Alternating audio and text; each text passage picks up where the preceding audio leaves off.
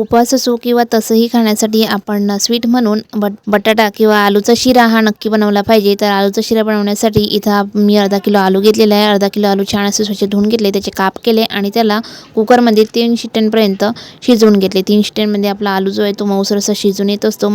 मऊसर असा आलू शिजून आल्यानंतर त्याचे जे साल आहे ते काढून घ्यायचे आणि त्याला छान असा हाताने कुस्करून घ्यायचा आहे। सोबतच आपल्याला शिरा बनवण्यासाठी जे साहित्य लागणार आहे जसं की साखर, तूप आणि ड्रायफ्रुट्स वगैरे तेही काढून घेतले।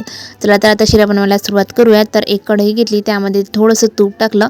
तुपाचं प्रमाण आपण जास्त कमी आपल्या हिशोबाने करू शकतात आणि तुपामध्ये छान प्रकारे आपला जो आलू आपण कुस्करून घेतलेला होता तो टाकून छान असा गुलाबी रंगापर्यंत त्याला भाजून घ्यायचा आहे।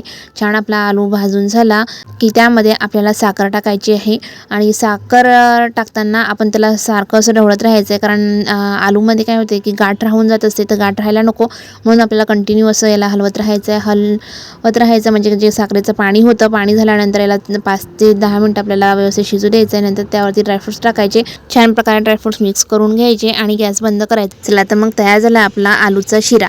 तर हा शिरा आपण उपवासालाही खाऊ शकतात किंवा असंही एरवी आपल्याला स्वीट खायची इच्छा झाली तर नक्की ट्राय करू शकतात। लहान मुलं मोठं सर्वांना हा शिरा नक्की आवडेल, तर एकदा नक्की ट्राय करा। बाय।